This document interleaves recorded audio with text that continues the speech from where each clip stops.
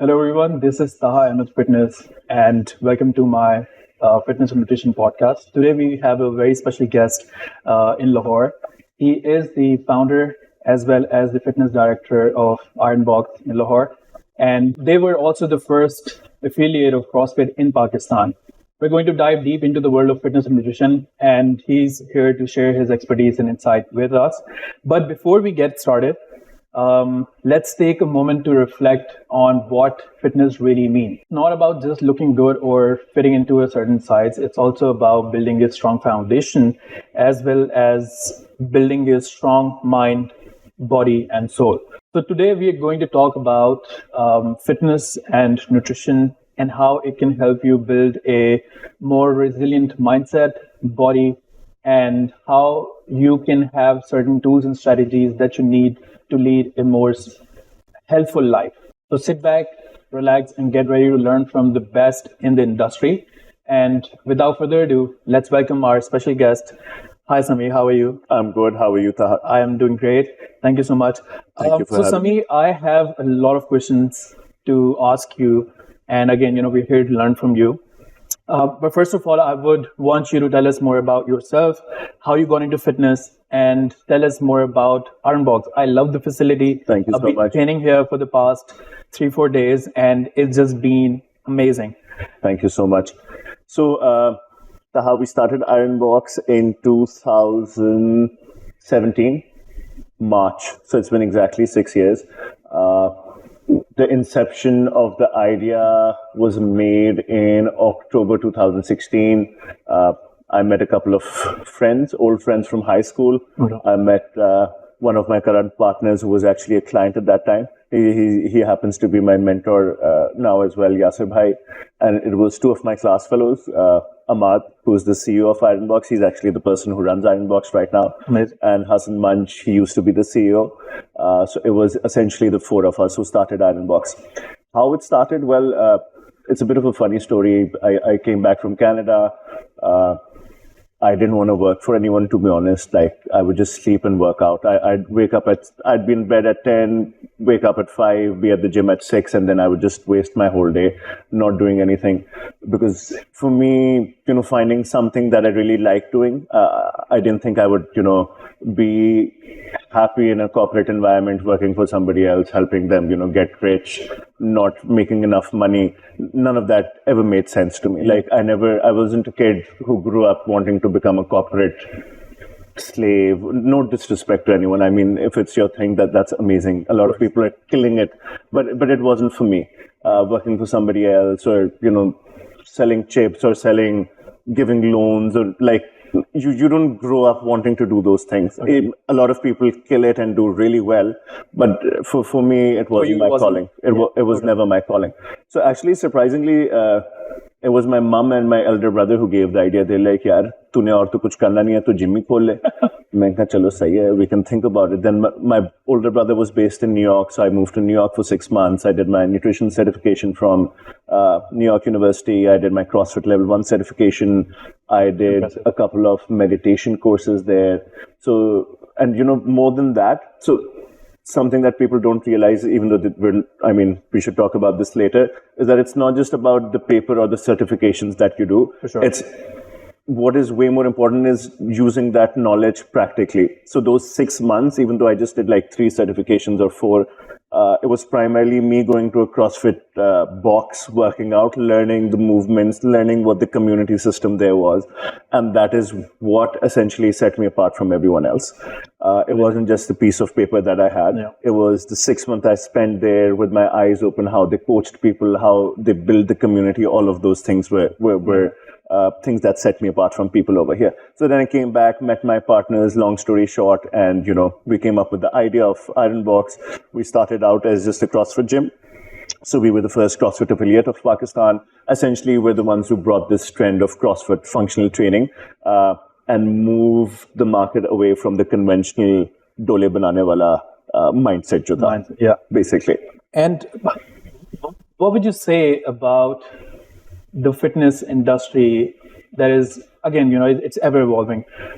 What are your thoughts about the fitness industry that we currently have? And do you think it's evolving in the right direction? People are educating themselves and then helping people out, or are they still following the same ustad mentality and ustad approaches and techniques? That's actually a great question. I feel like the industry has evolved for sure in the last 5 to 7 years. Okay. To be honest, it started with like the 42-day challenge. I'm not endorsing them or against them, but they're essentially the ones who brought educated trainers to the forefront, and move the market away from the whole ustad mentality, the typical "maine jo keh diya, jo hai so hai" mindset. So it really gave room to people like us to come and blossom and sort of change the industry. So now educated people are coming into it, people from good, decent families. Not that pehle decent families ki nahi thi, but coming from a relatively educated background is definitely an edge. An edge in this industry. And that's good. That's good. You've talked about fitness, right? How do you define fitness in today's world, and why do you think it's important to incorporate in our daily lives? So, how would I define fitness? Fitness is not just your dola size, or if you can run, or how many burpees you can do, or how flexible you are. A fit person has to be able to do all of those things to a certain level. So your strength, your agility, your speed, your stamina, your mobility, all of those things have to be part of your routine. Okay. You can't be fit by doing one thing really well and not being able to do another thing. So it can't be you have to cover all bases. You can't be great at everything, but if you're relatively fit, you should be able to do a little bit of everything. Mm-hmm. So as far as the definition of fitness is concerned, that's what fitness is. But how it's important for us, for our well-being, for our mental, well-being, it's probably the most important thing and the most underrated thing.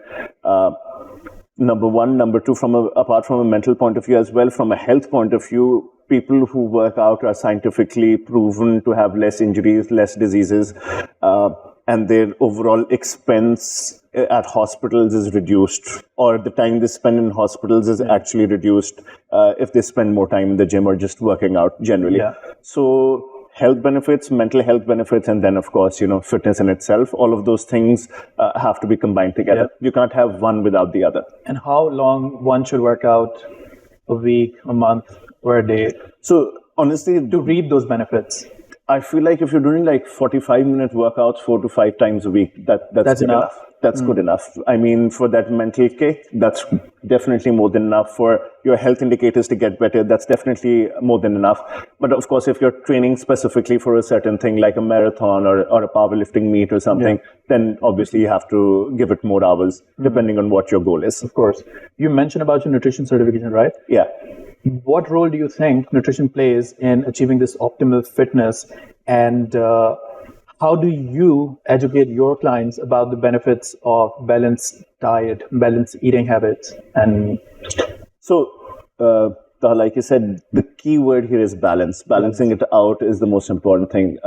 I think one of the misconceptions that's still here, even though the industry is evolving, diet ke point of view, because we're an impatient calm, and we like taking shortcuts because it's in our blood to, essentially cheat, even if it's cheating our own selves, and of course in everything else as well. So we like to cheat ourselves and just go with fad diets for 3 weeks, 4 weeks, 6 weeks.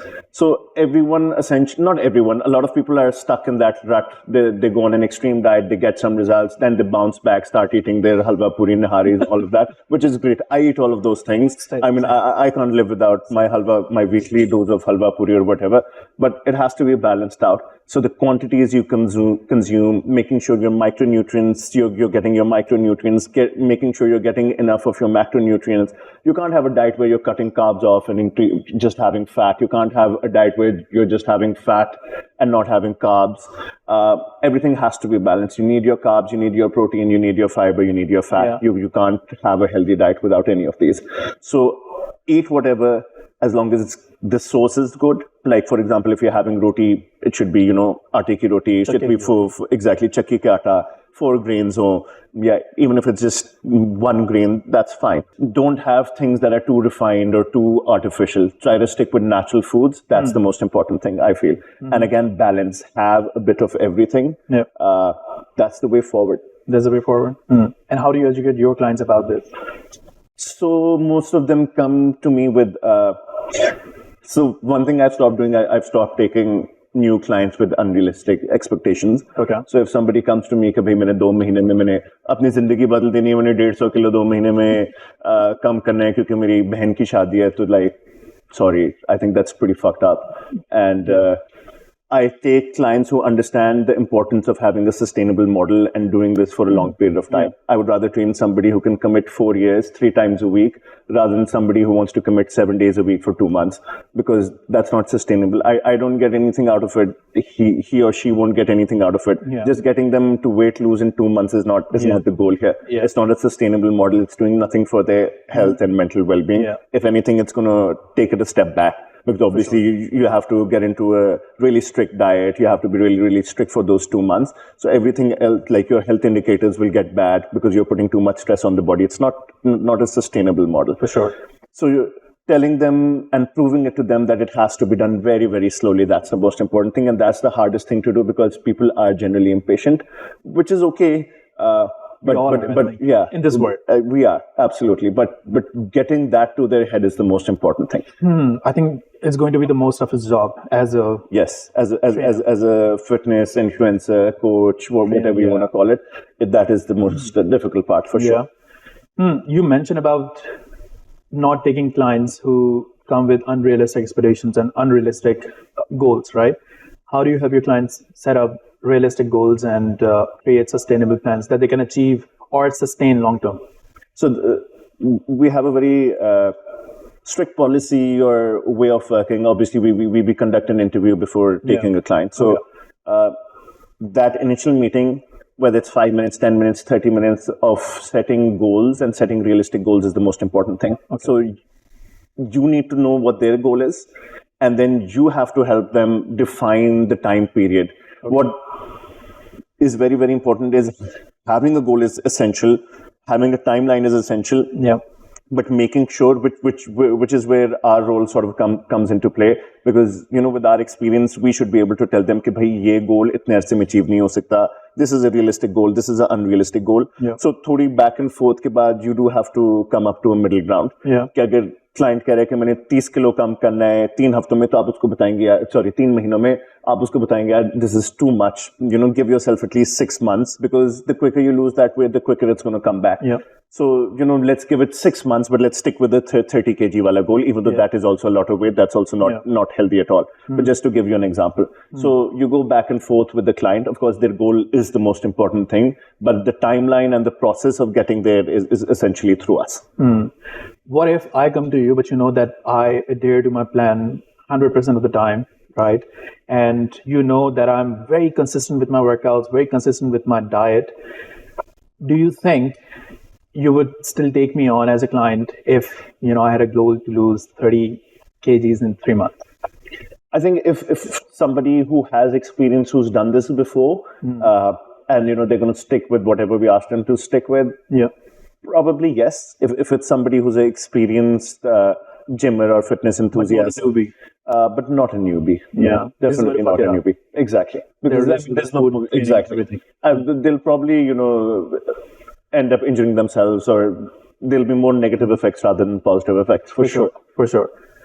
Now about the unrealistic goals and unrealistic expectations, right? What are some of the misconceptions you've heard or encountered, as a nutrition and fitness professional, and how do you address it?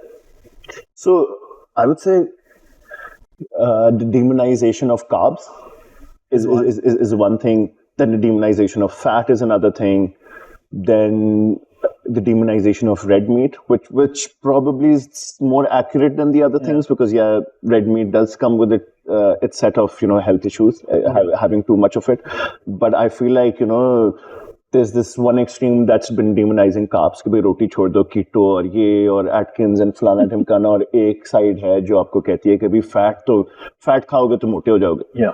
So there is good fat which you need to consume in order for your brain to function. It's literally as simple as that. Your joints and your brain cannot function if you don't consume good quality fat. So that is the biggest misconception I feel. कि भाई या बिल्कुल ये चीज छोड़ दो या वो चीज छोड़ दो. So letting people know that, again, do this in a balanced manner. that is the only way you can do this in a sustainable way. Do you think it takes you a while to like educate your client about this? Because again, we've been conditioned by the internet and our social media so much that whatever we see on the internet, we believe that it's true, right? People, the influencers, they keep telling people that, just do keto if you want to lose weight, just do intermittent fasting if you want to lose weight, or, have like a thin waist. Do you think because of that, it's harder for us professionals to do this? It is.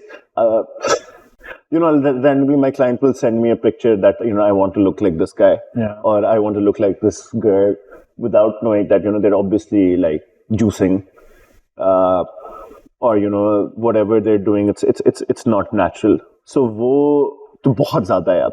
And I mean, I don't know if you saw this guy, what was he called? This dude who would eat raw meat.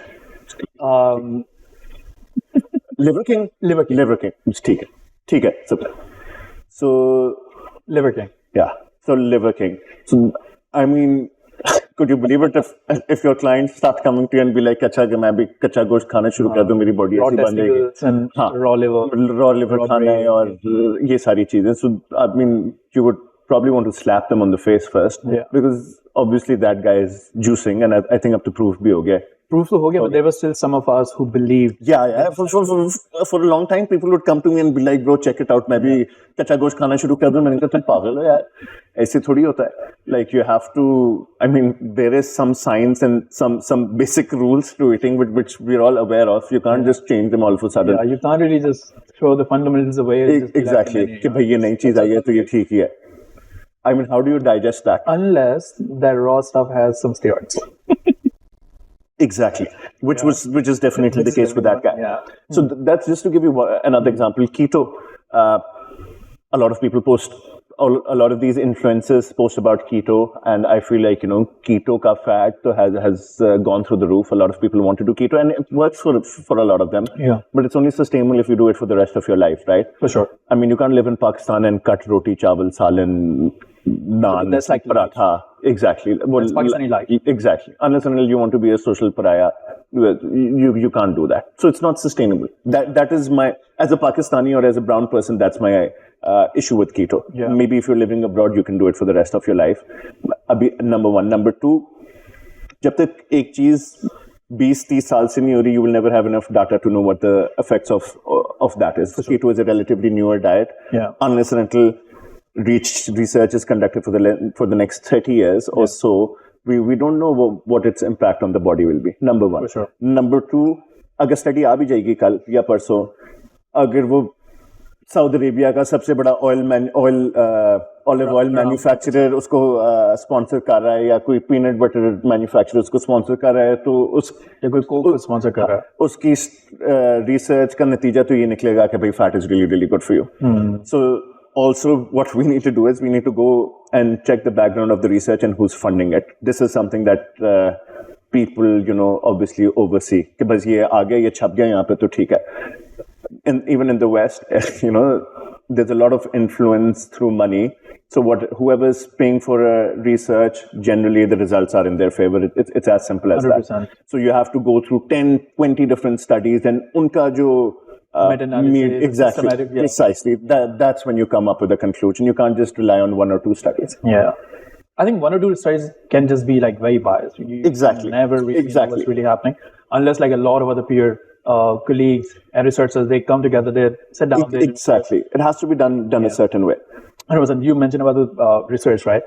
How do you keep yourself up to date with the current fitness and nutrition trends or diets or researches in the industry? To be honest, it is sort of difficult, but at the same time, the basics have always been the same since the last 35-40 years. Just stick with basics. I don't really read too much on new diets and fads because I don't believe in them. It's absurd, if something's been working for the last 30-40 years, agar Arnold ko ek cheez suit kar gayi hai, who the fuck am I to change that? I mean, take the juicing part out of it. Yeah. But, if something's been working for years, we're not like PhDs or scholars or people like that we can change whatever's been happening. So you stick with the basics, you keep it balanced. That is the best way to do it. As far as workouts are concerned, you do follow, the latest trends in CrossFit, bodybuilding, HIIT, all of that. But again, those exercises have always been there. So it's not like somebody is sitting in a science lab and coming up with new exercises. I mean, exercises तो वही हैं. अब आप 6 exercises का combo बना के एक bicep curl करके एक back flip करके एक burpee कर लें, या एक पहले bicep curl करें, एक back flip अलग करें और burpee का set अलग करें, that's on you. But exercises सारी वही हैं. How you combine them can change, but you can't come up with new exercises. Yeah, the yield is going to be the same if you keep doing the same thing. But Exactly. again, for strength goals, the programming will be different. For hypertrophy, Yes, the programming will for be different. sure. For someone who just wants to maintain their health and fitness, it's going to be Absolutely. different, right? Absolutely. Do you think for optimal health, like if there's someone who just wants to work out as little as possible just to keep them healthy, right? Do you think it's essential to do all these trendy exercises like burpees or box jump per se? I'm not sure. Any other, like, I would say no. Yeah. I think sticking with the basics. So these exercises are great. They're great forms of HIIT, CrossFit, just to get that extra kick. They do have a sense of functionality to them as well. Maybe not burpees, but a lot of other CrossFit movements do. But I think, again, for somebody who's a general fitness enthusiast, running and weight training is the best way to do it. Some hypertrophy, some strength, some running, that's all you need to do. What we also need to understand that humans were not made to sit. They were made to run. Yeah. Hunter gatherer जो था वो सुबह निकलता था और वो सिर्फ भागता था जब तक उसको खाना नहीं मिलता था और वो वापस आ जाता था. ये तो industrialization. They used to do it every single day till they would find food. Would find. And before they came up with spears and like क्या था यार, bow and arrow and shit like that, they would just run after their hunt. What's the word? Like whatever they were hunting, they would literally just run after them. Yeah.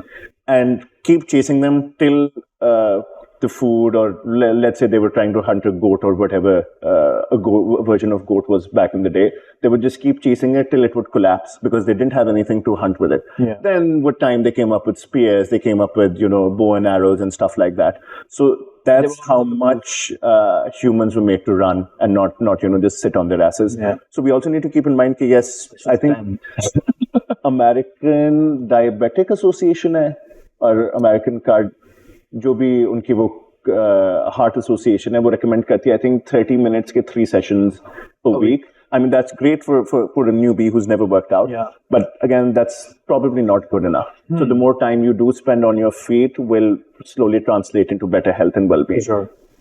That's my take on it. Wow. This is really making me want to stand up. Let me just do some for the podcast standing up. Let's do some box jumps. हम बहुत देर से बैठे. Wow, that is interesting. So tell me something. How do you create a supportive and motivating environment for your clients? And what approaches do you use to keep them accountable? So accountability, honestly, comes from our personal relationship with them and also how seriously we take our job, to be honest. Yeah. You have to sort of be on their case. If somebody misses a workout, you got to message them, ask them what they're eating, what they've been up to, how their sleep is like. So there has to be a lot of two-way communication in order to keep anyone accountable for that matter. And sorry, what was the other part? And how do you keep them accountable, and how do you create a more supportive and motivating environment for your clients? To be honest, that bit I feel like has been automated for us. Okay. Just the vibe of the place and our trainers, my team, like we have the best team in town, hands down. That's good. And when I take them in, that's what they learn from me and Amar to be helpful, to be mindful of the other person's capabilities and stuff that stops them, their boundaries, and then make a program for them which motivates them. Number one. Number two, the community aspect of people working out together. Yeah. That is something that really attracts people because you do feel like you're part of a community. It's essentially it does become a family. Like we have clients who've been with us since Ironbox opened. Yeah. We have clients who travel like 45 minutes to train with me, man. I wouldn't travel 45 minutes to train with me. I'll be honest.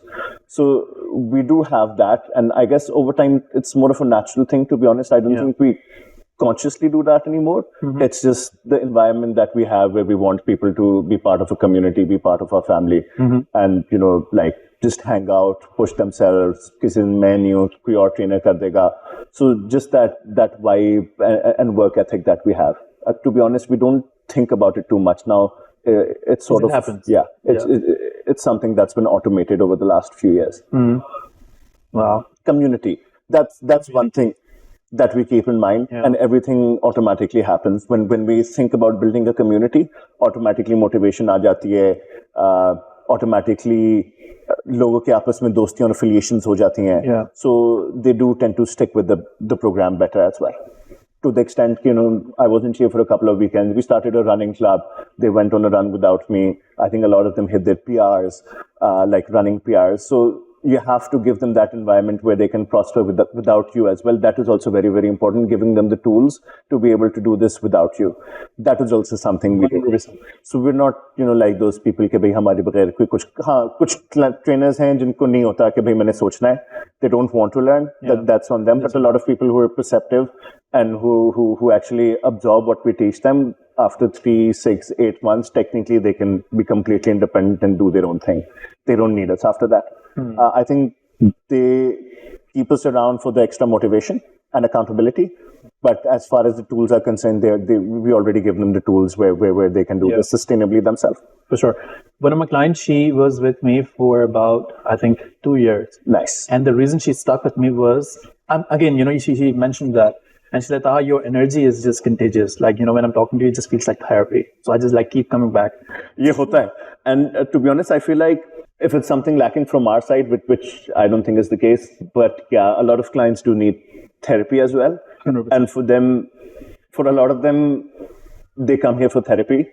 A lot of them just want to save money and be like, ek tir se do shikar, yahan pe workout bhi ho jayega, therapy bhi ho jayegi. A lot of people don't understand the importance of getting therapy separately. Yeah. And so we do have that dual role, whether we want it or not.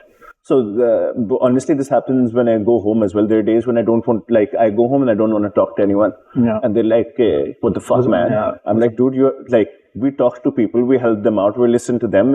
After a while, it gets emotionally tiring. It does. It exhausts you. Yeah. Because we're not just training them, we're listening to them, we're, having discussions with them. We're trying to help them out outside of the gym as well. So it does get mentally exhausting because people start relying on you too much. Nervous system texting is a real thing. It happens. Yeah. So, but I feel like people do come to us for that role as well. And it's okay. If it's helping them, then why not? That's good. You want to take a break? I think, sure. Yeah. Let's take a break and then let's return back. Done. And we are back. All right, Sami. So I have a couple of more questions for you. So one of the questions that actually I'm very interested in knowing is, how do you balance the business side of running a gym with your passion for fitness and helping others? So, from a business point of view, it's not really the most lucrative business out there. So there is a give and take between following a passion and, the amount of money you can potentially make. But I feel like just, when you wake up in the morning and you look forward to your day, that sort of balances itself out. It is way harder than, a lot of other businesses that I could have gotten into, but I feel like just chasing money doesn't cut it, even though it's very important, but it has to come through means that, you enjoy making that money. Just chasing money, I feel, for somebody like me, that doesn't cut it. So it is a hard balance, but Alhamdulillah, God's been very kind. I have a set clientele. Generally, I'm like the least marketed trainer of Ironbox, but, just the word of mouth, to be honest, is good enough. So it's my clients who get me more clients. It's my social network that gets me more clients. So things do fall in place. But from a business point of view, there are two aspects of it. One is as a trainer, and one is, as one of the directors of this organization. So the director bit is slightly harder because you have to innovate, you have to come up with new things, and you have to come up with new things that actually make a difference, not just fads and not just bullshit, not selling people things that they don't require, because that's something I'm against. So balancing that out is harder. I mean, you can always come up with like fads, like 20-minute workouts with some piece of equipment that you don't need, or these really intense boot camps. I mean, if it works for somebody, that's great, but it has to be something that people actually benefit from in the longer term. Otherwise, it doesn't make sense. So that is the struggle of being a good businessman, or working at a profitable organization, and keeping your morality, or whatever you want to call it. I don't want to say that everyone else doing this is immoral, but my moral compass doesn't allow me to do that. So that's the hardest part. As a trainer, things fall in place. If you're doing a good job, people do end up coming to you. It's plain and simple. Just work hard, be sincere to your clients. They're the ones who are going to bring you more clients. You don't have to have millions of followers on Instagram. You don't have to do Instagrammable shit all the time. Just do your thing, be sincere with your clients, make sure you have enough knowledge to help them. That I think those are the important things. Yeah. Were you still training before you opened up Ironbox? Yes. So I worked at a couple of places. That's where I essentially set my foundation. That's where my social network sort of started blossoming. So that was a bit of a struggle the initial couple of years, because frankly, my childhood group of friends, a lot of them were moving abroad. A lot of them couldn't afford the facilities I was working in. So for me, I literally started from scratch. I don't think a single childhood friend of mine could, at that time, we were all middle class kids, could afford to train at the facilities I was training. So every client that I got was literally through hard work, through current clients that got more clients, and slowly it became a chain, essentially.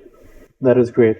So when you initially started training, how would you cater to your newbie clients? Like, what would you prescribe them? Would you just, start with, hey, you need to do CrossFit, or you need to start lifting weights, or you need to do cardio, you need to hit, for instance? Like, how would you do this? So, Mazi ki baat, one of the first certifications that I did, even though like my memory is really bad, but one of the things that stuck with me was that you cannot force what you like onto a client. Okay. You essentially have to give them a menu, and they have to decide what they want from the menu. Okay. And then you can guide them whether what they're choosing will take them to their goal or not. Okay. So somebody prefers just doing cardio, like they love running, but they want to gain muscle. Obviously, then you tell them, it's not going to work out. But somebody wants to lose weight, and they tell you, hey, I want to lose weight, but I don't want to do any cardio. You can make that happen, because scientifically it's possible. I mean, we all know that, that's actually a better way of doing it. But cardio ke baki benefits aside, so you ask them what their likes and dislikes are, what their goal is, and then you guide them whether it's possible to even achieve those things with their likes and dislikes. Otherwise, you sort of have to guide them and, find a balance of stuff they enjoy doing versus stuff that will actually get them the results. That is very, very important. Interesting. So let's say if someone comes, let's, change that. What's one advice for people who are just starting out in the fitness journey and who may feel overwhelmed or intimidated, because there's just so much out there, so many new trainers, so many new fat trends, so many new diets, so many new training programs. What's just one advice for anyone just starting out? So don't go for anyone who's promising you short-term results. Go for somebody who talks about doing this for a long period of time. Now, the thing is, unfortunately, us cheez mein bhi ek negativity hai. Me as a trainer, I would want to convince my client कि भाई अगला 1.5 साल मेरे साथ ही लगा रहे, मेरी एक रोजी रोटी लगी हुई है. But you have to guide them properly with science-based facts. Tell them how it is, what's possible, not possible. So there is a it's not as easy as it sounds, but you sort of have to balance it out and manage it according to their goals. According to their goals, yeah. According to their goals, yes. What if someone comes to you and be like, hey, Samir, you're the pioneer in the industry in Lahore, and I've seen you literally just transform yourself. I'm just starting out. What would you say I should do to get where you're at? To be honest, there are two ways of doing this. One is you actually get a good trainer, which there are not too many of, but with the evolving situation of the industry, you can find a good trainer now. That's the good news.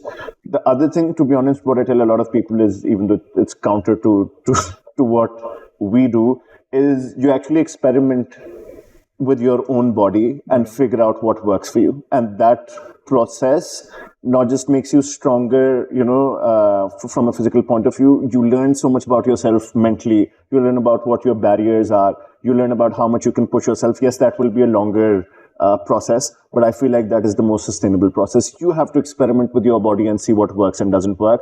Yes, get a trainer, get your basics right, make sure you learn all the foundational lifts, movements, basics, diet ke ye wo. But at the end of the day, you can learn more about your body compared to somebody else, because at the end of the day, you're just spending an hour with them.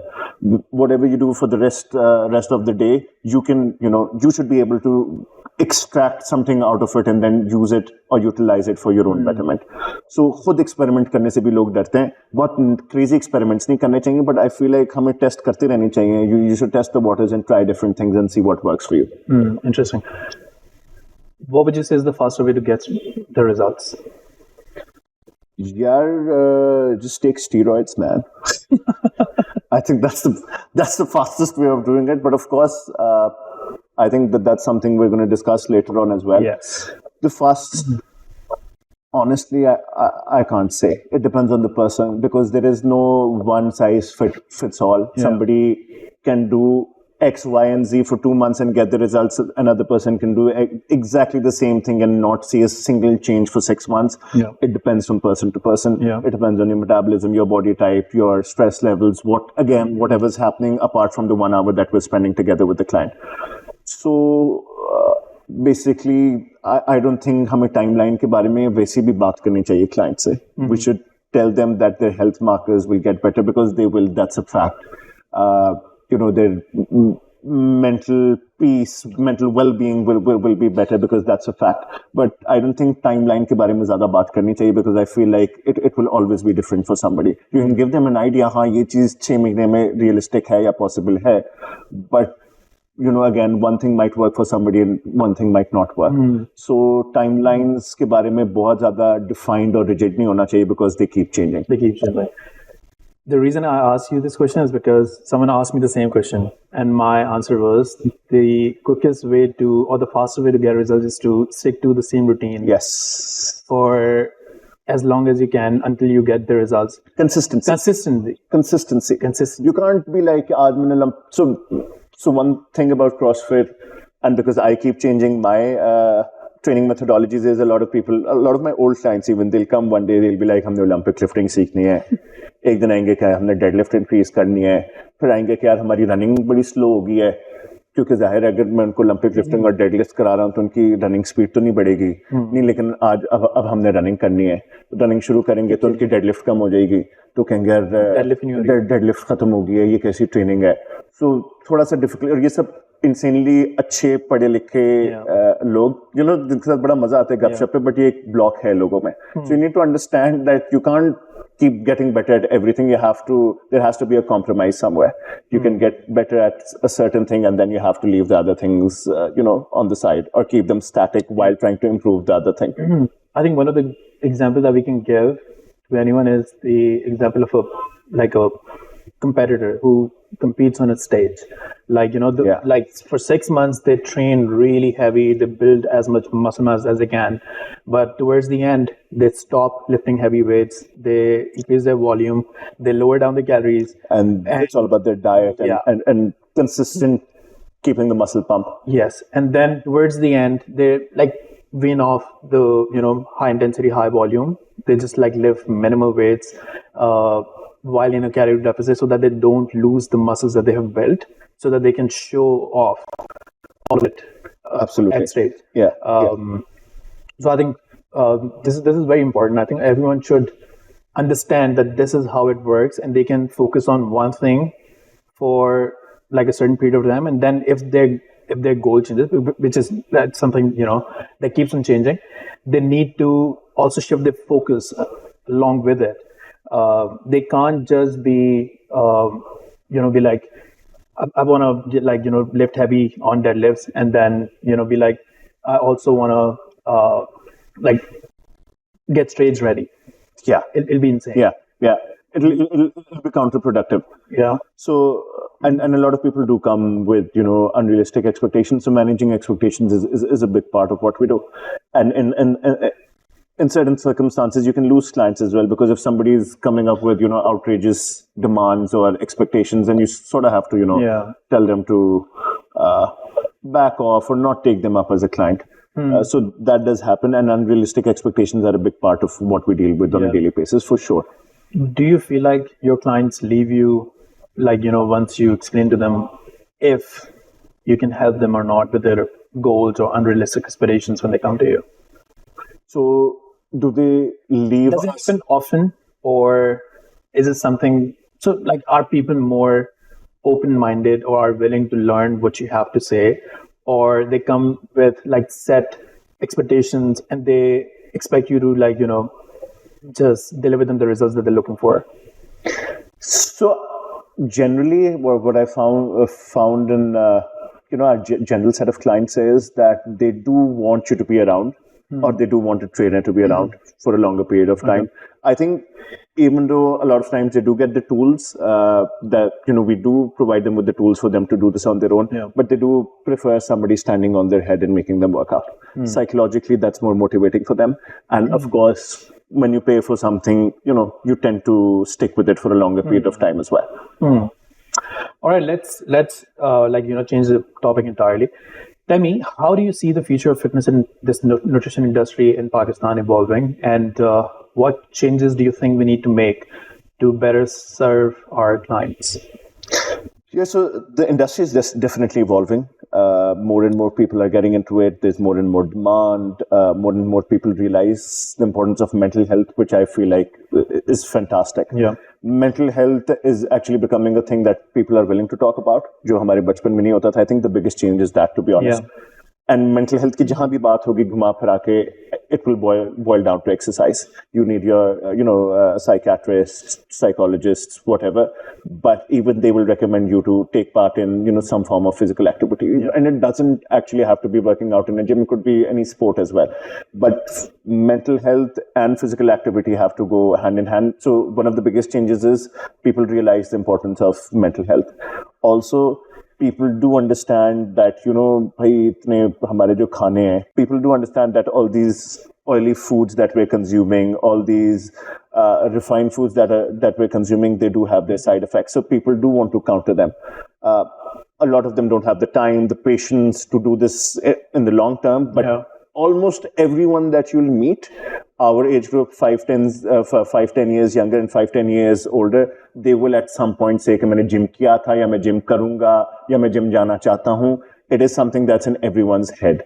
So now we as the industry need to figure out a way where we can utilize our resources and make these people who have this realization to sort of push them off the edge and finally get them in the healthier lifestyle. Yeah, we have the awareness, but they don't know how to do it. There is some hesitance to it. So awareness बहुत आ गई है. Now we all need to give them a bigger platform or bigger opportunities to come and improve themselves. And how do you think we can do that? Yeah, I think social media is playing a massive role. With self-awareness, I think that's probably the biggest tool we have now.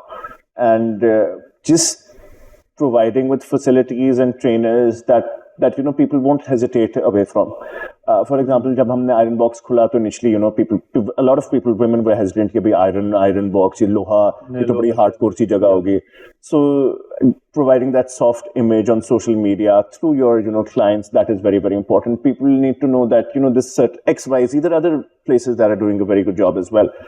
Having that soft image where people need to realize that fitness is for everyone. And again, the job of a good trainer or a good facility is to slowly ease you into it. वो hesitance नहीं होनी चाहिए कि भाई ये तो बहुत hardcore जगह है, ये X जगह, यहाँ तो सिर्फ डांस होता है, मैं डांस नहीं कर सकता या कर सकती, यहाँ पे सिर्फ वेट लिफ्टिंग होता है, मैं ये नहीं कर सकता, यहाँ पे सिर्फ पावर लिफ्टिंग होती है, मैं नहीं कर सकता.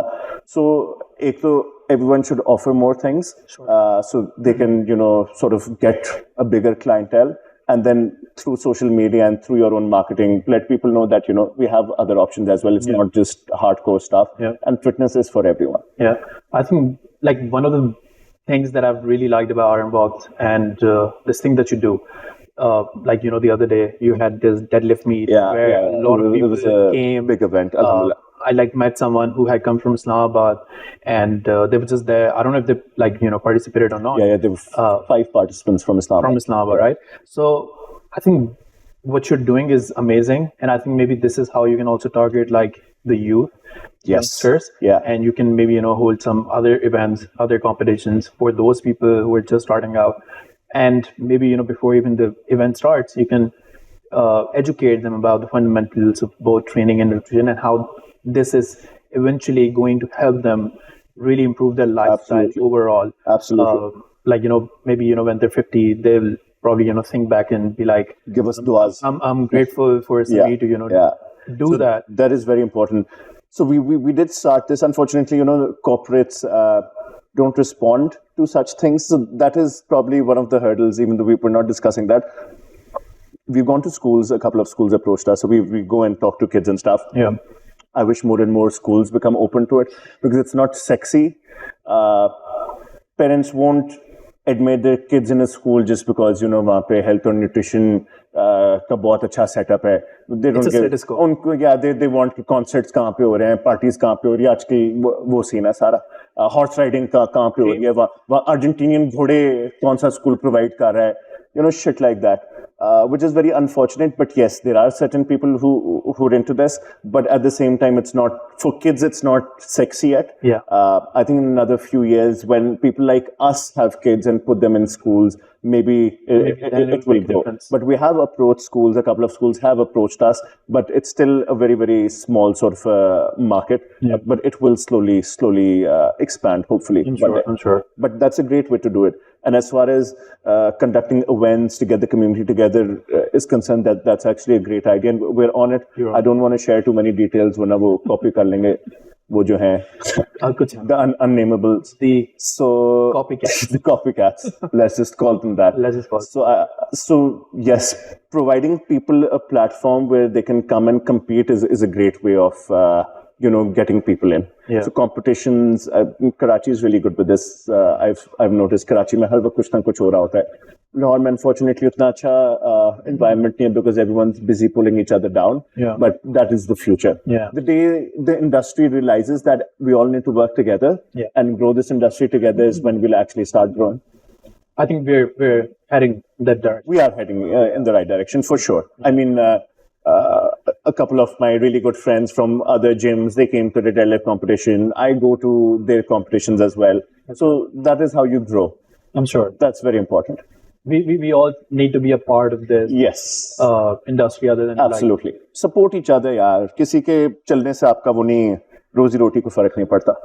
Everyone has their own luck and you got to believe in something. Just because you're there for somebody else doesn't mean that your thing is not going to work. 100%. Everyone needs to grow together. That's something that lacks in Lahore, but yeah, it is getting better for sure. Thank you so much, Samir, for sharing that.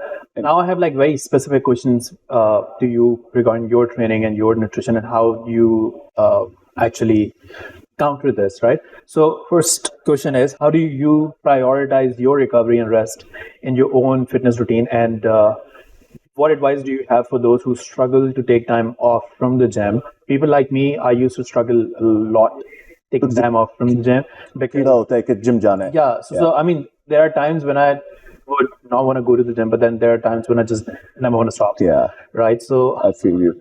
That is very, very common. So just as important as lifting or whatever your forte in the gym is, as important as training is, sleeping, resting, and controlling your stress are as important. It doesn't matter how hard, and nutrition, of course. Doesn't matter how hard you're training. If those other things aren't being looked into, there's no point of it. So again, it's the instructor or the coach's job to let their clients know, or even if you're training yourself, you need to know or have enough knowledge to realize that if you're not resting, if you're not giving your body a break, it's not going to it's not going to recover. And at some point, you will get into an overtraining mode. And once you get into that, bouncing back from it becomes harder. If you're just making your life harder, the net result will be in its negatives. You might keep improving for the first 6 months or something. But when your body hits that overtraining mode, then bouncing back from it becomes much, much, much harder. So you have to rest. Again, those 6 to 8 hours. So I feel like the 6 to 8 hour thing is sort of debatable, but you need to have adequate rest. Of course, everyone's rest requirements differ according to their daily schedule. Plus, some people can recover with less sleep, but you have to have that sweet spot of sleep, nutrition, control your stress. I feel controlling the stress is probably one thing that's not in our hands, unfortunately, but everything else is. What you consume is in your hands. Even though we like blaming other people, कि मैं उधर गया यार वो बिरयानी थी उन्होंने मेरे मुंह के अंदर ठोस दी. So you have to control those things, but stress is probably something we can't control. Everything else I feel like has to be part of your training regimen, like how much sleep you're getting, how many rest days you're taking, how many easy workout days you're taking, active recovery. All of those things have to be part of your workout. And if you have a trainer, it's their job to ensure that you have all of this knowledge. Is this why everyone says that you whenever you're resting, this is when you grow or lose exactly weight in your sleep? Yes, that's so true. Because that's when the muscle is resting. That's when you feed the muscle. That's when it's taking or absorbing all the nutrition you're putting into your body. So sleep is so important, and we don't talk about it much. I feel like honestly, in the last 2 months, I've spoken to probably 50, 60 people with sleep issues. Probably 50. Every day I'm meeting somebody with insomnia, over-caffeinated, over-stress. It's a combination of everything.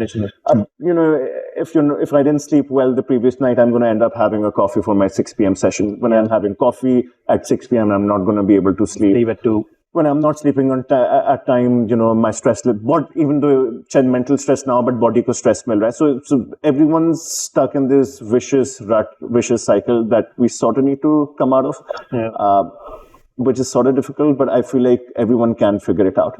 It takes 2 or 3 days of discipline, meditation, melatonin, not using your phone, having that discipline will definitely help. Honestly, I suffer from this, so I shouldn't be talking too much. But at least you have the awareness, right? Yes, I do. I know what changes I need to make, and I'm slowly going towards that. For sure. I think awareness is the first step towards any change. Absolutely. So if you want to change something, you just need to be more self-aware. Absolutely. About your own issues. Knowledge is power. Bilkul. All right. So you mentioned something about telling your clients about the recovery, resting, and why it's essential in the fitness journey. How do you customize your approach for your clients with different goals, backgrounds, and fitness levels, and then also ensure that they get the maybe normal amount of recovery and active rest? So the best thing is that I don't work on Saturdays and Sundays, so my clients don't have a choice to take 2 days off. If I start coming on Saturdays, I think they'll also start coming on Saturdays. So automatically my clients get those. So automatically my clients get their 2 days off. As far as other people are concerned, to be honest, after a while of overtraining or pushing themselves too much, at some point your body does give up. I wish they would listen. A lot of people don't. They get injured, and that's you learn from your mistakes. For sure. The smarter people are those who learn from other people's mistakes, and it's our job to tell them about the mistakes we made. The wise ones listen, the unwise ones don't. I've gone up to clients and be like, मैं आपको लिख के कह रहा हूँ कि आप 2 हफ्तों के अंदर इंजर होंगे, और वो 2 हफ्तों के अंदर इंजर हो जाते हैं. मैं clients के पास जाके कहता हूँ कि stop doing this. I'm giving you anywhere between 1 month and 2 months. You'll get into a zone of overtraining. They don't listen. They start getting overtrained. Then their body, starts acting up in reverse. So listening to people with experience, keeping your eyes and ears open, learning from other people's mistakes is the most important thing. So that's my advice. Listen to somebody with experience. If they're saying something, just listen to them. Why do you got to fuck it up for yourself? And how do you customize all of the programs all the plans for your clients? It depends. People who want to lose a lot of weight and don't have preferences. Obviously, we do more HIIT sort of workouts. But one thing that I'm very big on, or regardless of what the goal of the client is, weight training has to be a big component of what we do, because your body needs to have muscle. Okay. Now, muscle का ये मतलब नहीं है कि सबके डोले होंगे या खवातीन अगर वेट्स उठाना शुरू कर देंगी तो उनके डोले बन जाएंगे. काश इतना आसान होता कि 2 हफ्ते वर्कआउट करो और डोले बन जाएंगे. But everything revolves around a basic lifting program, whether it's weight loss, whether it's strength gain, whether it's general well-being, general fitness, or for that matter, rehab as well. Of course, rehab has to be a slower process, but it revolves around strength training. That's the foundation that one needs to start with. Because if you're not strong, it's very difficult to move on with your life. Slowly, you start getting injured. Scientifically, it's proved, not scientifically, I mean, the stats prove that, you're going to end up injuring yourself more fractures, stress fractures, falling, just like all of those things. So strength training, which is underrated over here, I feel like has to be a big part of your training component, or has to be a big component of your training. Interesting. Actually, let's just move on. Thank you for sharing that. No worries. I just hope that, if your clients are listening to this, that they, change their approach to fitness and that they actually start listening to you. I think that's important. Yeah. Listening to, I mean, you hire a coach for a reason, so, might as well listen to them. A good coach will always have, will always think about your betterment and how to make your life better. For sure. So if your coach isn't doing that, then you have the wrong coach. Then you're clearly not going to Ironbox. That's really good. That was Achha, now tell me something. You have talked about supplements like on and off, here and there. What are your opinions on the use of supplements and performance enhancing drugs like PEDs, as we say, in the fitness industry? And how do you address this? If someone comes to you with this concern, or maybe, if they come to you with this question of they want to take it, like how do you address it? So let's talk about supplements. I feel like if you're taking whey protein, whey isolate, any form of protein that makes sense, I think you can do well without them. Okay. I prefer amino acids, to be honest. I prefer taking some caffeine before my workouts. Vitamins and minerals, I feel your micronutrients, you can't really get your micronutrients without food. The quality of food, is going down. Our chicken, our vegetables, pesticides, insecticides, fertilizers. So the quality of our food is shit. So you need to have your multivitamins, your fish oil, the basics, jo hamesha se the. Protein वगैरह, it really depends on your lifestyle. If you're able to consume enough protein, I feel like then you don't require protein shakes. But it's a good addition to have in the arsenal. There's no harm. Pre-workouts, people are becoming really big on. I take pre-workouts as well, but I don't suggest people take them because it's something that, you start depending on too much. So anything that you start depending on too much, ideally you should avoid. But the lighter pre-workouts, there's no harm if you're taking it every now and then, just for an additional kick. I think it's fine. Like coffee. Or lighter pre-workouts, because pre-workouts may be categories, hai. There are ones where aap scoop pani mein dalte hain and you start getting high. It's a legit high. Yeah. And then there are milder ones that give you a slight kick, or they won't let you get tired that easily. I think those ones are still fine. But ideally you shouldn't stick with coffee. Stick with your dates, your bananas before the workout. Maybe if you want to gain some strength, creatine is okay. What about electrolytes? I feel like electrolytes are important. Yeah. Electrolytes are important in the form of amino acids or ORS or whatever, especially if you're doing cardio-intensive workouts. And especially like CrossFit. CrossFit mein to, it's very, very important. You need to have... You definitely need to have electrolytes, yes. Otherwise you get dehydrated. Exactly. Yeah. That's important. As far as PEDs are concerned, so it's a very taboo topic. If somebody comes to me saying, "Bhai, maine teeke lagane hai," to because I don't have too much knowledge on them, because I know the day I do gain that knowledge, I would want to test it on myself or a client. So till now, I don't read up on it. I don't know the names of the steroids available. I stay away from them. And I feel like mid-30s to 40s, that nobody requires them. One thing that I feel like is a big taboo, but should be, we should be more open about it, is probably testosterone. Because naturally, as you grow older, your test levels do go down.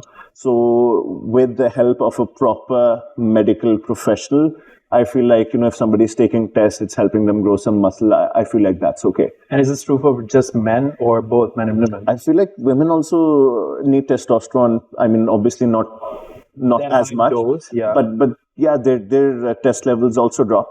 obviously they also have a certain level of test that helps them retain that muscle and all of those things. So a little bit, but again, you need to go to a medical practitioner that knows their shit. Yeah. So just don't go to, atram patram, kisi ke paas bhi aap muh utha ke nahi ja sakte. It has to be somebody who has knowledge. Baba Hakim agar kahe. Baba Hakim is good. I feel that he knows his shit. Uski jadi bootiyon ka jo test formula hai na, that works. But no. This client of mine, she actually went to Baba Hakim. Really? For her PCOS. Did it help? No. Then she ended up coming to you after that. So I think Baba Hakim did help. You make more money. I retained the client. That's awesome. No. So I feel like old totkas for certain things might work. Like, I had chicken pox. कहते थे कि नीम के पत्तों से वो करे. ठीक है. That over the body. That made sense. But you can't go to a Hakim and expect that, God forbid, they're going to cure your heart disease or, God forbid, your heart. Exactly. So you have to be smart about those things. Believing too much in science is also bad, but obviously you can't just ignore it completely. Yeah. Go to a proper medical practitioner. And these days, with social media, with Google, with everything, you can tell who's good and who's not. Reviews or word of mouth up phel jata hai. So, do your due diligence and go to whoever is, the top gun in the market, I feel. Now, how do you address this with your clients? Let's say I'm your client, I come to you, I have gained 10 kgs in the past 2 years. Now I want to really maximize my gains because I want to compete. Okay, now I'm at 80 kg, I want to reach 105, right? Lean muscle mass in the next year. I want to take steroids. I'm one of your best clients, right? You can't really turn me away. Yeah. But how would you address this? Because if you weren't, I would tell you to train with somebody else straight up. Yeah, honestly, I would get one of my bodybuilding specialist trainers on board because they'll be able to guide him better with the workouts, with the diet. And we would, go all out trying to get to this goal, but also after a certain age, competing on the stage or getting on the stage without taking PEDs becomes more and more difficult. So at some point, they will have to get a medical practitioner involved. I could help them, go to the doctor, find out who the best doctor for this is. But I wouldn't be the person who would be dealing with, any sort of performance-enhancing drugs. Yeah. Not at all. And if we decide mutually that we're not going for them, then, I'll tell them realistically 105 नहीं हो सकता 95 goal का goal रखते हैं या 90 kg का goal रखते हैं. Let's keep a goal we can realistically achieve without taking or putting, stupid shit in our body. Yeah. Have you ever worked with someone like that, who was on PEDs? Yeah, surprisingly, HGH is pretty prevalent. A lot of people I met, but generally I feel like they're slightly older than us and it's more about looking younger and feeling younger for them rather than their bodies. Obviously, if you're feeling younger, then your body is in reasonable shape as well. But I haven't worked with too many people who've taken other steroids or other PEDs, to be honest. I wanted to explore how does it affect one's mental health? Yeah, a couple of people I've interacted with, I think the most fucked up people that I've come across have abused steroids like anything. And there is a very, very thin line. I mean, you cannot do all of this on your own. You have to have somebody guiding you. I don't know if you've seen, there's this mini series on the WWE. मुझे तो Facebook पे ही मिलती है. So they talk about a couple of wrestlers who, one of them committed suicide, one of them ended up killing his entire family. Do you remember Chris Benoit? Yeah. He ended up killing his entire family. Wow. You remember Eddie Guerrero? Yes. He killed himself? Or he had a heart attack? I think he had a heart attack. Or maybe he killed himself, but they said that it was a heart attack. So either or, if you get into the details, both these things happen because of steroid abuse. That's the bottom line. If you were to put it simply, it's because of steroid abuse that they came to the level and, came to this point. So, there's a very, very fine line. I mean, I'm all up for using test, to be honest. I'm a big proponent of it because I know one day I'm going to use it as well. But till the time I find somebody in Pakistan who knows his shit, because I'm not a big fan of our medical fraternity here, to be honest. It's बस माँ बाप कहते हैं doctor बन जाओ, तो हम doctor बन जाते हैं. फिर एक फैक्ट्री बनी होती है, 1 घंटे में आपने 40 क्लाइंट देखने हैं, 2,500 रुपए हर बंदे से लेने होते हैं, 4,000 रुपए, 3,000, what ever. So I'm not a big fan of the medical professionals over here. जो भी top doctors होते हैं, unfortunately, वो बाहर निकल जाते हैं. Yeah. So if you can financially afford it, I would suggest get a consultant from abroad. Up online, everything is available online, so you don't physically have to go there. Yeah. But मैं skeptical हूँ local doctors के बारे में बहुत ज़्यादा. I still feel like people over here who do know about this stuff, especially about the PEDs, they still have like a very old mentality, Ustad culture, right? Number 1. Number 2, वो घुमा फिरा के होता है कि लेना आपने माल जो है ना मुझसे. हाँ. उनके लिए additional source of income बनी हुई है. Yeah, and they sell you I don't know what. Exactly. Like a lot of people have, like locally have died because of that as well. Every year, a couple of Pakistani bodybuilders die either right before the competition or right after. Right obviously, उसमें dehydration, sodium, ये वो फलाना बहुत चीजें होती हैं, but obviously heart पे pressure पड़ रहा होता है certain चीजों से. Yeah, it's just not the heart, but also the liver, kidneys, because it's not really processing all absolutely. If you look at them, nobody looks fresh. Because obviously their kidneys and liver look like they're about to like pass out. If you like ever, I don't know if you've ever competed, but I did compete once, and you have more experience in that. I was the natural guy on the stage, competitor on the stage, but like other than me, there were like 50 other guys who were on stage, and they were all on roids, and they all looked like jacked. But they weren't as ripped as me, so this is why I won, and they didn't. And but like looking at them, it just made me like be more grateful that I never chose not to take that path. I was like, thank fucking God that I didn't take any steroid or didn't I think go the wrong way. But that didn't help either. You know why? Because the very actually a couple of months later, I had a cervical spine injury, and then I was because of low body fat, and then malnutrition. Because the person I was following, the person who was actually guiding me, made me your son, basically. He made me eat just bread and boiled chicken for 3 months. So no halwa puri. I couldn't even have like chocolate. So halwa puri to bahut baat ki baat hai. That's like really sad. And then I think maybe because of the way I dieted for the competition, and because I wasn't taking any multivitamin because I had no fucking knowledge. Yeah. Like this is what you have to ensure that you need. Your micronutrients, man. The fundamentals, right? Yeah. The basics. Yeah. I was severely malnourished, and that makes sense. That makes sense. This is the sad reality of our fitness industry, and like worldwide. Now we've talked about like a little bit of like mental health and how like substance abuse can affect mental health. How do you incorporate mental health and the element of mental health in your fitness journey and like with your clients? And how, like if you're customizing someone's plan, how would you ensure that they not only focus on the fitness health, but also focus on the mental health? Because again, they both go hand in hand, Absolutely. Right? Along with nutrition. Absolutely. So the beauty of it, Taha, I feel is that just being physically active is going to result in better mental health. Oh yeah. So obviously you have to take into account the other person is going through, what their lifestyle or where they are at this point in their life. Goals are as well. Their goals, and if they're going through something, family problems, this, that, relationship problems, you have to take that into account.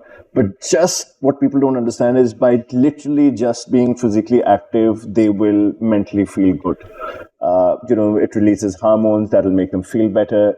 Of course, meditation is a big part of it. So I do promote a lot of meditation. Yeah. I tell my clients to do it, whether it's before sleeping or whether it's in the gym. In the gym, it's harder, to be honest, because there's always a lot of noise. Weights get rahe, ye hai, wo hai. But I really, really support and push for 10 minutes of meditation before you go to bed. It'll help you sleep better, get your mind, body, soul aligned, which is very, very important. But even if you're somebody who doesn't want to be that dedicated, which is totally okay. No judgment there. Just by being physically active and sweating it out, you will feel better. There is probably no bigger fact than that. Yeah. So just come, show up, and you will see the change in your mentality and your mental well-being, hands down. It's a fact. And then if there's someone who is not seeing any like progress in the gym, then you of course. That then we make tailor-made changes. We give them certain types of meditations, share links with them, tell them what they can and can't do. Breathing, to be honest, like just 10 minutes of breathing. Focused breathing mindful breathing can make so much of a difference. Like they're literally books this thick that will just teach you how to breathe, mindfulness. So those things come in very handy. There are a couple of books that I recommend people as well. Now, let's say, all of your clients are getting amazing results. How do you measure their progress or their results? And how what success, let's just go back. What's success to you? Like, how do you define success? And then how do you measure success with your clients beyond just physical appearance, physical results? And what do you consider to be the most, important indicator of progress? So, from a client's point of view, the things that I spoke about earlier, okay, what is fitness? It's speed, stamina, agility, strength, power, functionality. So if all of those things are getting better, or 3 out of those things or 4 out of those things are getting better, then we are making progress. Okay. And body fat percentages, well, you don't have to be ripped or anything, but if you're carrying a lot of body fat percentage, that's obviously not healthy for you. Yeah. So if any of these things or majority of these things are getting better, you're heading in the right direction. That's my take on it. Yeah. And what's success to you, though? How do you define it? So success, honestly, I feel like the definition of success also keeps changing with time. But as a trainer, success is changing as many lives as possible, getting people to come back over and over again, and just having that impact and making lives better, which is one of the reasons why I got into this. As far as success as a human being is concerned, I feel like anyone who's doing fine financially and doing something better for people around them, doing something better for people other than yourself, I feel like that person is more successful than somebody who's just working for themselves. So making some positive change outside your room or outside your immediate family and friends, for me that is success. Making some change, making the society, the world better somehow, even if it's like 5 people, 10 people, 20 people. But it has to be somebody outside your clique or your social circle. Wow. For me, that is success. That is a very in-depth answer. What about you? What do you think defines success? So success for me is like actually very different. Success can be, achieving like something as little as, I don't know, making means to have this coffee and just enjoying it. So I think for some people, having loads of money and, cars, like it's not being successful. But for some, like, enjoying a cup of coffee and like a nice view is, having that success. So I think it keeps on changing. Yeah, it does. Even the definition of success for me is like ever evolving. It keeps on changing from time to time with interest and with everything that I'm doing. That makes sense. It's a ongoing process. It's an ongoing process. Just like your goals in life, what you define as success also has to change. For sure. And I feel like that's a part of growing up and growing older. Yeah. Another thing, before we call it quits, what do you think, or how do you think one should face adversity? Because everyone around here does have issues. Of course, घर पे किसी का issue है, किसी का financial issue है, किसी के relationship issues है, mental issues है. What do you feel is the best approach to just move on and not let our current situation bring us down? I think acceptance of reality. Acceptance of reality, yeah. Like accepting and acknowledging that whatever you're experiencing right now is just in the present, and that it may not be the same in the future, is how you actually learn to cope with this kind of situation. And you move on and you come out like actually much, much, much stronger. And I think I have a very good example of this, right? So when I was diagnosed with cancer, I was literally sitting across the doctor just like this, as I am right now. I was all alone. I didn't take anyone with me because I didn't want to burden anyone, right? And when the doctor saw my reports, he's like, "Are you with anyone?" I'm like, "No, I'm just all alone." And I already knew that something's off. something's off. Like like kuch hai. So I was like, hey, "Is it cancer?" And he's like, "Yes, but how are you so chill?" I'm like, "Because like what can I like really do about it, right? What's in my control? Nothing. It's the only thing in my control is my reaction to it, and my reaction is to just accept it, fix it, move on." Yeah. I'm very ambitious, right? I have very high ambition. I have a lot of things to achieve in life, and cancer for me it just wasn't it, and I just couldn't let that stop me. So accepting, acknowledging that this is it, but it's in the moment, and it may not be the same. Like maybe a few 2 weeks, days, or 2 months, 2 years down the line. Is how you can actually productively face adversity or these obstacles, challenges in life. I'm not sure how it is with you. Absolutely. But I think that's the best way to approach this, for sure. Yeah. I mean, denial, I feel like, we're a society that's very big on denial. Yeah. किसी माँ को जाके आप बोलो कि आपका बेटा church पीता पकड़ गया, तो पहले 2 हफ्ते तो डिनाई करती रहेगी. या आपका बच्चा एडिक्ट है, पहले तो वो 2 साल जो है वो डिनाई करती रहेगी, instead of getting to the root cause, talking to the kids, seeking help. This is a very, very small example, but yeah, acceptance is a big thing. Because till the time you don't accept what's happening, how can you move on, and how can you figure out a way to move on from it and omit or make changes to actually make a meaningful change in your life. 100%. It's the same with financial situation as well. Yeah. Like if you don't accept that you don't have any money left in your hand, that you're broke, you won't really get out of your comfort zone and make efforts and get that kick in the you need that kick in the ass. I feel like adversity should be हम वो हाय अल्लाह ये हो गया वो हो गया इतना time जाया कर देते हैं. We need to learn from life's experiences, because everyone goes through it. Nobody's life is perfect. There will always be somebody who's going through way worse shit than you are, whose life will be a complete fucking mess, and you need to learn from them and learn from whatever's happening in your life, because again, everything is temporary. So you need to move on from it, accept it, sometimes just man the fuck up and move on, or women the fuck or women the fuck up. Basically. I think this is it.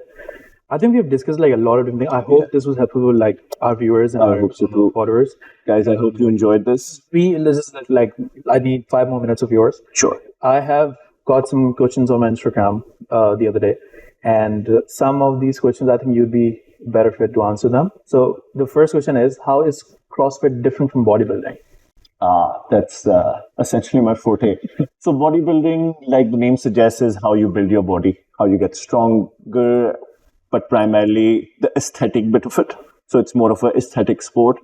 CrossFit is overall functional fitness, where a lot of it depends on varied functional movements. And I feel like it's better as far as your day-to-day lifestyle is concerned. It helps you with a lot of different movements. For example, a deadlift, you're doing a deadlift. A deadlift is essentially all of us at some point have to bend down and pick something up.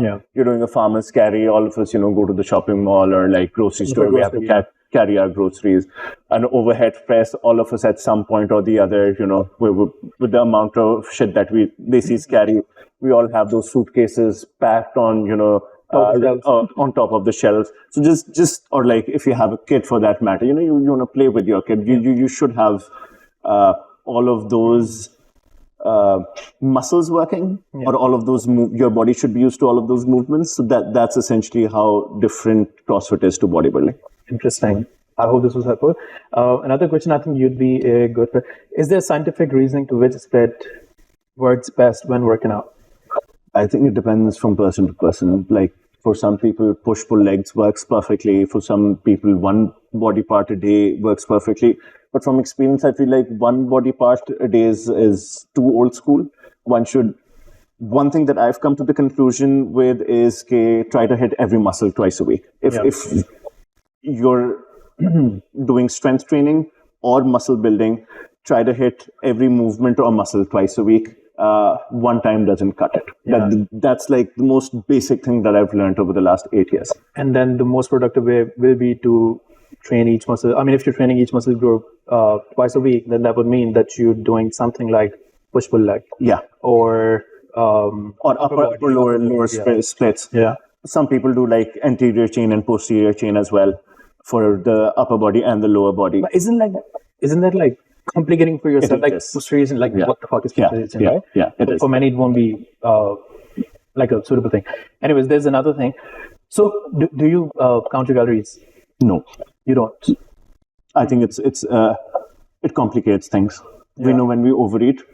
We know when we undereat. The body will tell you. But it might take a few days to figure it out. But it's for you because you live and breathe fitness, right? But for someone who is not as equipped with tools and strategies like us, I feel like if you're sticking with the basics, you're having a small amount of carbs, small amount of fat, decent amount of protein, eventually it will work for you. And then, yes, at some point you will have to make some changes. If you're feeling low on energy, increase your carbs. If you feel like, you're not recovering enough, add some more fat to your diet or more protein to your diet.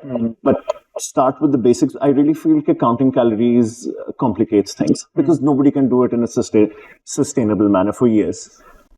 I'm a big fan or supporter of doing something that you can do for the rest of your life. And I don't think a lot of people can count calories for the rest of their life. But have you ever done? Initially, yes. My fitness pal, when I was in the US for those 6 months, I was doing it. Also, maybe that might have helped me that I have a good idea of what looks good and what works for me and what doesn't. Exactly. But other than that, I don't think one should. But if someone's just starting out, they want to learn. It's not a bad place to start with. Yeah. So the question was alternatives to calorie counting. No, it's fine. Really sorry. Coffee. Thank you so much for listening to this Ahmed Fitness and Nutrition podcast episode. Samir had to leave in a hurry for another meeting, so I had to cut the episode short. I'm really sorry about that, but I am glad that he gave me some of his time to talk about all of the stuff that we have. I hope you enjoyed the talk with the person who actually started Ironbox and is in charge of the fitness there. We actually talked about a lot from what fitness means in the modern world and how important it is to include it in our daily lives, to what realistic goals may mean to different people and what they may look like and how to achieve them. We also talked a little bit about some misconceptions here and there about fitness and nutrition and how to keep up with them and how to navigate through them. I hope that this episode has motivated you to put your own health and well-being first and to see fitness and nutrition as a way of life instead of a quick fix. Remember that it's not just about looking good or fitting into a certain size. It's about building a strong foundation that can help you succeed in all parts of your life. So if you have any feedback or suggestion for future episodes, please do not hesitate to reach out to me. And do not forget to follow me on Instagram and subscribe to my YouTube channel. It's just so that you never miss an episode ever again. Thank you for listening, and I'll see you again soon.